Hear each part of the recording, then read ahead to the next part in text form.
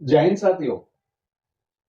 स्वागत है आपका जनता की आवाज न्यूज 24/7 में। जनता की आवाज न्यूज 24/7 की न्यूज रूम में आज पहुंचे हैं संजीत कुमार जी। कांग्रेस के वरिष्ठ नेता हैं संजीत कुमार जी। उनके साथ हैं जावेद। तो डॉक्टर संजीत कुमार जी का बहुत बहुत शुक्रिया करते हैं, उन्होंने अपना कीमती समय हमारे न्यूज रूम में दिया। और चर्चा का विषय रहेगा मौजूदा राजनीति, लोकसभा के चुनाव। तो जानेंगे विचार संजीत कुमार आपने जी। मुझे मौका दिया जनता की आवाज 24x7 पे अपनी बात रखने का। आज भारत के हर नागरिक की ये जिम्मेदारी है कि वो संचार के किसी न किसी माध्यम से वो आपके सामने, जनता के सामने अपनी बात को रखे और जनता को जागरूक करे। एक राजनीतिक दल के कार्यकर्ता होने के नाते न सिर्फ अपने दल के प्रति हम वोट मांगे, बल्कि आम जनता को भी जागरूक करना, मुद्दों के प्रति जागरूक करना, ये जिम्मेदारी भी हमारी है। मैं आपके माध्यम से, आपके चैनल के माध्यम से मैं ये कहना चाहता हूं कि इस देश के अंदर वर्तमान जो लोकसभा चुनाव होने जा रहा है वो बहुत ही महत्वपूर्ण चुनाव है। महत्वपूर्ण कई मायनों में है। इस देश के अंदर अब तक कांग्रेस के खिलाफ चुनाव लड़ा करते थे, लेकिन अब पहली बार पिछले 5-5 वर्षों के 2 कालखंड आदरणीय मोदी जी को मिलने के बाद आज पहली बार गैर भाजपावाद का नारा पूरे देश के अंदर बुलंद है। मैं बड़े दुख के साथ कहना चाहता हूं कि जो Bharatiya Janata party party with difference का नारा लगाया करती थी, जिनके नेता अपने पार्टी के बारे में, पार्टी विद डिफरेंस का मतलब कि हम औरों से अलग हैं, वो कहते थे कि हम ईमानदार हैं, वो कहते थे कि हम देश पर मर मिटने के लिए हम राजनीति के अंदर आए हैं, वो कहते थे कि हम जनता के सरोकार के मुद्दों को हम बात करते हैं, लेकिन ऐसी स्थिति रह नहीं पाई। आदरणीय अटल बिहारी वाजपेयी जी, लाल कृष्ण आडवाणी जी, उनके समय तक पार्टी विद डिफरेंस की बात को लोगों ने समझा, लोगों ने सराहा। लेकिन जैसे ही आदरणीय मोदी जी ने जब से प्रधानमंत्री पद को संभाला है, तब से Bharatiya Janata party party with difference रही नहीं गई है और उन तमाम कुरीतियों का, उन तमाम समस्याओं की जड़ बनती चली जा रही है। चाहे जिस प्रकार का वो परिवारवाद का आरोप कांग्रेस पार्टी के ऊपर लगाया करते थे, लेकिन आज शायद जी अगर आप देखेंगे तो इस देश के अंदर अगर 400 कुछ कैंडिडेट्स की घोषणा उन्होंने की है, तो उसमें से आधे लोग परिवारवाद का हिस्सा है। मैं कुछ उदाहरण आपके सामने देना चाहता हूं। क्या आप आज पटना से रविशंकर प्रसाद जी को टिकट दिया गया? उनके पिता ठाकुर प्रसाद जनसंघ के बिहार प्रदेश के अध्यक्ष हुआ करते थे। मैं आपसे कहना चाहता हूं, केसरीनाथ त्रिपाठी इलाहाबाद से उनके बेटे नीरज त्रिपाठी को टिकट दिया गया। बलिया से भारतीय जनता पार्टी ने नीरज ठाकुर, उनके पिताजी पूर्व प्रधानमंत्री चंद्रशेखर जी, उनके बेटे नीरज ठाकुर को टिकट दिया गया। गया से पूर्व केंद्रीय मंत्री डॉक्टर सीपी ठाकुर के बेटे पंकज ठाकुर को टिकट दिया गया। और उसी प्रकार बिहार के अंदर कई सीट ऐसे हैं जहां परिवारवाद से ग्रस्त है। आप आगे बढ़े तो तमाम ऐसी सीटें हैं जहां की आप परिवारवाद को गिन सकते हैं। आप हेमवती नंदन बहुगुणा की बेटी रीता बहुगुणा जोशी को टिकट दिया गया। मैं आपसे कहना चाहता हूं, क्या पंकज सिंह की कौन सी राजनीति के अंदर दखल थी? सामाजिक राजनीतिक क्षेत्र में क्या दखल थी जो उनके बेटे राजनाथ सिंह के बेटे पंकज सिंह को नोएडा से टिकट विधायक बनाया दिया गया? आज चौधरी कल्याण सिंह, उत्तर प्रदेश के मुख्यमंत्री कल्याण सिंह के बेटे को, पोते को, उनके ढेवते को प्रदेश के अंदर मंत्री और साथ ही साथ उनको टिकट दिया गया देश की लोकसभा के अंदर चुनाव लड़ने के लिए। मैं ये कहना चाहता हूं, दिल्ली के अंदर सुषमा स्वराज जी मात्र 4 महीने के लिए प्रदेश की मुख्यमंत्री बनी थी, लेकिन उनकी बेटी का राजनीतिक में क्षेत्र में, सामाजिक क्षेत्र में किसी प्रकार का कोई योगदान नहीं रहा, लेकिन उसके बावजूद भी नई दिल्ली सीट से उनकी बेटी बांसुरी स्वराज को दिया गया। क्या ये परिवारवाद नहीं है? तो मैं पूछना चाहता हूं, पार्टी में डिफरेंस की बात जो करते थे, उस बात को आप कब तक दोहराते रहेंगे? आज पार्टी भारतीय जनता पार्टी की हत्या 3 दिन पहले आदरणीय नरेंद्र मोदी जी ने अपने संघोषणा पत्र के माध्यम से कर दिया। उन्होंने आज भारतीय जनता पार्टी का घोषणा पत्र नहीं है, वह नरेंद्र मोदी जी का घोषणा पत्र है। नरेंद्र मोदी जी की गारंटी है। आज इस देश के अंदर भारतीय जनता पार्टी की हत्या कर दी गई। तो शाहिद जी, मैं ये कहना चाहता हूं कि तमाम बातें आज आप भारतीय जनता पार्टी के लीडर से जब भी मिले तो आप उनसे पूछिए कि कब तक आप भारतीय जनता पार्टी के अंदर एक गुलाम कार्यकर्ता के रूप में आप रहेंगे? कब तक आप अपने भावनाओं का शोषण करेंगे? कब तक उन नेताओं को इंपोर्ट कर करके उनको टिकट देंगे? कब तक आप अपनी बेइज्जती भारतीय जनता पार्टी के अंदर करेंगे? तो मैं उनसे भारतीय जनता पार्टी के कार्यकर्ताओं, खासतौर से तथाकथित भारतीय जनता पार्टी, अब तो भारतीय जनता पार्टी रह नहीं गई है, मैं उनके कार्यकर्ताओं से आह्वान करता हूं कि आप अपने दल के अंदर आवाज उठाइए और आंतरिक लोकतंत्र के ऊपर अपनी आवाज को बुलंद करके अपनी बात रखिए। अब मैं वर्तमान लोकसभा चुनाव के अंदर एक मुद्दे आज देश की जनता के सामने इलेक्टोरल बॉन्ड के रूप में है। मैं आपसे कहना चाहता हूं कि 2016 के अंदर पूर्व स्वर्गीय जेटली जी ने देश की संसद के सामने चुनावी पारदर्शिता के लिए इलेक्टोरल बॉन्ड लेकर के आए थे। उन्होंने उस इलेक्टोरल बॉन्ड के उस एक्ट के अंदर ये प्रावधान है कि केवल उन्हीं दल को कोई भी कंपनी या फर्म या कोई भी संस्था इलेक्टोरल बॉन्ड के रूप में पैसे दे सकती है जिनका प्रदेश में जनाधार हो, राष्ट्रीय स्तर पर जनाधार हो। आज क्या हुआ? उस इलेक्टोरल बॉन्ड के माध्यम से भारतीय जनता पार्टी ने, मोदी जी ने लूट का धंधा बनाया। लूट का धंधा कैसे? 16,000 करोड़ से ज्यादा इलेक्टोरल बॉन्ड के रूप में चंदा दिया गया विभिन्न पार्टियों को, जिसमें से केवल और केवल 8,600 समथिंग करोड़ रुपए भारतीय जनता पार्टी को मिले। मेरा ये कहना है कि आप उस इलेक्टोरल बॉन्ड की गतिविधियों के बारे में आप देखेंगे तो तब पाएंगे कि उन कंपनियों ने जो ठेका लेने के लिए इलेक्टोरल बॉन्ड्स, देश के अंदर रोड बनाने के लिए, सीपोर्ट बनाने के लिए ठेका लिया और फिर चंदा दिया। यानी काम के बदले आप दान करेंगे, काम के बदले पैसा देंगे, तो ये सबसे बड़ा क्राइम, देश नहीं दुनिया का सबसे बड़ा क्राइम है। आप देखेंगे इलेक्टोरल बॉन्ड के माध्यम से आज जिस केस के अंदर केजरीवाल जी जेल में बंद हैं, मैं उनसे कहना चाहता हूं कि उसके अंदर रेड्डी, जिसको कि 55 करोड़ रुपए भारतीय जनता पार्टी को उन्होंने इलेक्टोरल बॉन्ड के रूप में, घूस के रूप में दिया, जैसे ही पैसा बेल जेल में गए तो उससे बाद में बेल लेने के लिए उन्होंने 5 करोड़ रुपए दिए और 5 करोड़ के बाद फिर 55 करोड़ रुपए और उन्होंने जेल से निकलने के बाद उन्होंने दिए।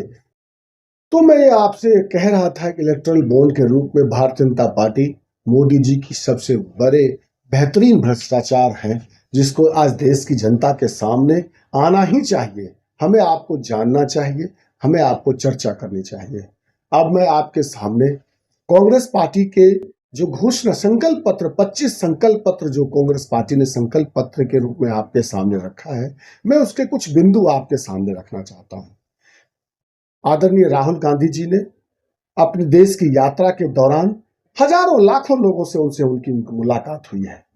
उस मुलाकात के दौरान लोगों ने अपनी समस्याएं बतलाई और उन समस्याओं को कांग्रेस पार्टी के कार्यकर्ताओं ने, स्वयं राहुल जी ने अपने शब्दों में संकलित कर और उसको संकल्प पत्र के रूप में दोहराया है।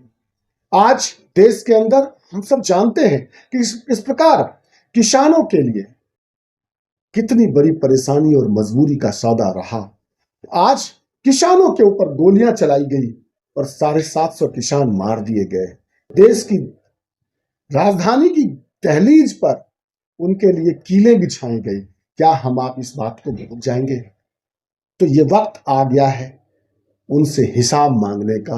आज जरूरत है हम पूछे मोदी जी और भारतीय जनता पार्टी के कार्यकर्ताओं से कि आपने किसानों के लिए क्या किया, आपने कहा था 2014 में कि किसानों के लिए हम उनकी आय दोगुनी कर देंगे, लेकिन क्या किसानों की आय दोगुनी हो पाई? दोगुनी तो छोड़ दीजिए, आपने उनके ऊपर गोलियां चलाई।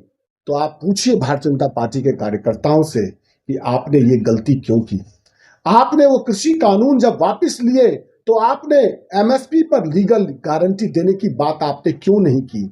कांग्रेस पार्टी ने अपने संकल्प पत्र में साफ साफ शब्दों में कहा है कि हम सत्ता के अंदर आएंगे तो पहली कैबिनेट में हम किसानों के लिए कर्जा माफ करेंगे और एमएसपी की लीगल गारंटी देंगे। हमने कहा है कि देश के तमाम जो बेरोजगार युवा हैं, जो ग्रेजुएट हैं, उनको अप्रेंटिसशिप कराएंगे, उनको किसी कंपनी में भेज करके उनको उनका 1 साल की अप्रेंटिसशिप कराएंगे और उनको कम से कम 8,500 रुपए पर मंथ देने का वादा कांग्रेस पार्टी ने कहा है कि आपको रोजगार देने की बात हम करेंगे। 8,500 रुपए मिलेगा ही मिलेगा। और यदि आपको रोजगार नहीं मिला तो हम 8,500 रुपए हर उस युवा को देंगे जो ग्रेजुएशन कर चुका होगा। हम उसके अकाउंट में 1 साल तक 8,500 रुपए हम डालेंगे, क्योंकि 1 साल तक उनके कम से कम एक सहारा तो बन ही जाएगा। आज लोग ग्रेजुएशन करने के बाद बेरोजगारी होते हैं तो लोग घर में पूछते हैं, उनके माता पिता पूछते हैं कि तुम तो बेरोजगार हो। लेकिन कांग्रेस पार्टी ने कहा कि आप शिक्षित हैं तो आपके लिए ये कलंक नहीं होगा। हम तमाम नारी न्याय के माध्यम से हमने कांग्रेस पार्टी ने ये संकल्प लिया है कि हम देश के अंदर तमाम घर की उस मुख्य महिलाओं को, हर परिवार के उस मुख्य महिलाओं को हम उनके अकाउंट में साल में 1 लाख रुपए यानी महीने का 8,500 रुपए हम आपको आपके अकाउंट में देंगे। प्रश्न ये उठता है कि कांग्रेस पार्टी पैसे कहां से लाएगी?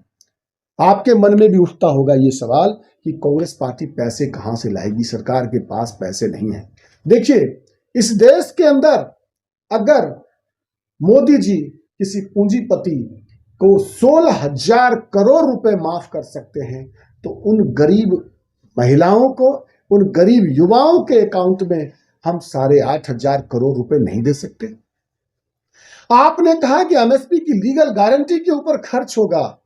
क्या अगर हम अन्य देश के उद्योगपतियों को अगर हम पैसा दे सकते हैं, 16,000 करोड़ उनका माफ कर सकते हैं, तो मात्र 2,200 करोड़ रुपए 1 साल की एमएसपी की लीगल गारंटी देने में मात्र 2,200 करोड़ रुपए का खर्चा आएगा। हम इस बात को भी कर सकते हैं।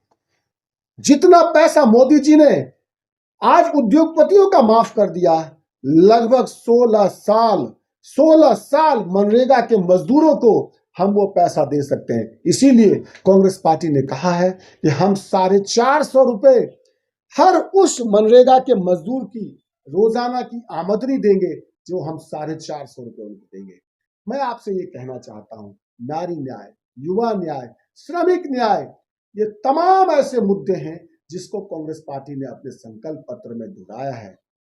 आप संकल्प पत्र को पढ़िए, जानिए, समझिए और लोगों को बतलाइए। मैं आपसे ये कहना चाहता हूं कि 5-5 साल के 2 टर्म आदरणीय मोदी जी को आपने दिया, लेकिन क्या आर्थिक रूप से आप समृद्ध हुए? क्या शैक्षणिक रूप से आपके बच्चे जिनको कि ग्रेजुएट हो गए, मास्टर डिग्री ले ली, क्या उनको रोजगार मिला? 30 लाख पद इस देश के अंदर केंद्र सरकार के रिक्त पड़े हैं, कौन मोदी जी ने उस पद को भी भरा नहीं। क्या उन्हें नहीं भरना चाहिए था?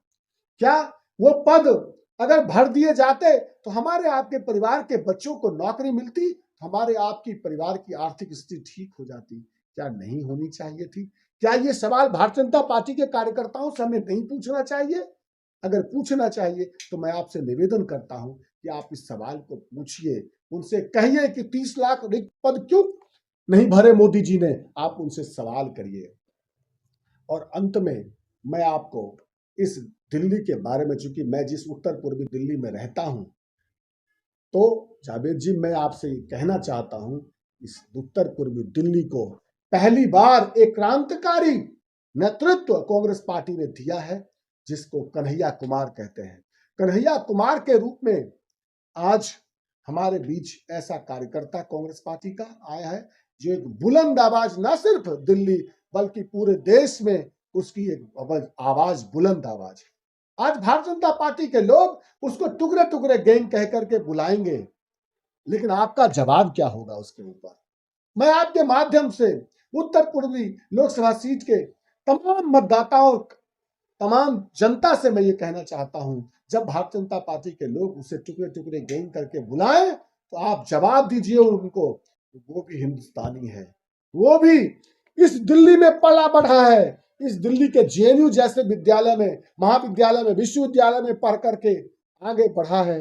क्या वो टुकड़े टुकड़े गैंग है? आप उसे इतनी बेइज्जत करेंगे? टुकड़े टुकड़े गैंग है? आपने उसके कैरियर को बर्बाद कर दिया। भारतीय जनता पार्टी की लीडरशिप ने उसके ऊपर एफआईआर दर्ज की। क्या हुआ? आज भी चार्जशीट वो सही तरीके से नहीं आ पाई है। मैं आपसे कहना चाहता हूं मोदी जी, आप चुनाव हारने जा रहे हैं, आप चुनाव हारने जा रहे हैं। 4 जून को आपकी हार की पटकथा लिख दी गई है, रिजल्ट आने वाले हैं। आप झोला लेकर के जाने की तैयारी करिए। ये देश आपको अब बर्दाश्त करने की पोजीशन में नहीं है। क्यों? क्योंकि देश की जनता अब बदलाव चाहती है, बदलाव के मूड में है।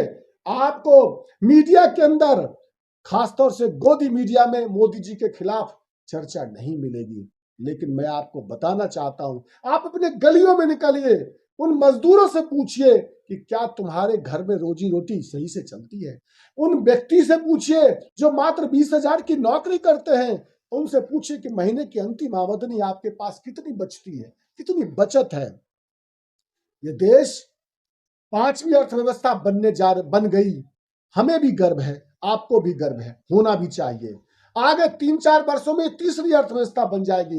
इसलिए मोदी जी की कोई खासियत नहीं है, क्योंकि इस देश के अंदर, इस इकोनॉमिक पॉलिसी के अंदर इतनी ताकत है जिसको मनमोहन सिंह और स्वर्गीय पीवी नरसिंह राव जी ने तैयार किए थे। तो इस देश के अंदर 5वीं अर्थव्यवस्था भी से लेकर के तीसरी अर्थव्यवस्था, लेकिन पूछिए आप, अगर हमारी तीसरी अर्थव्यवस्था है तो 80 करोड़ लोगों को 5 किलो चावल और गेहूं में क्यों जिंदा रखने के लिए आपने रोका हुआ है? आप ये बात उनसे पूछिए। मैं आपसे ये कहना चाहता हूं कि आज आप प्रश्न करिए भारतीय जनता पार्टी के कार्यकर्ताओं से, उनसे पूछिए कि जो तुमने वादा किया था उस वादा का क्या हुआ। मैं आपसे इजाजत लेता हूं। पुनः आने वाले टाइम में, आने वाले समय में पुनः जो नए नए मुद्दे होंगे उस मुद्दों के ऊपर मैं आपसे चर्चा करूंगा। बहुत बहुत धन्यवाद। जय हिंद, जय भारत।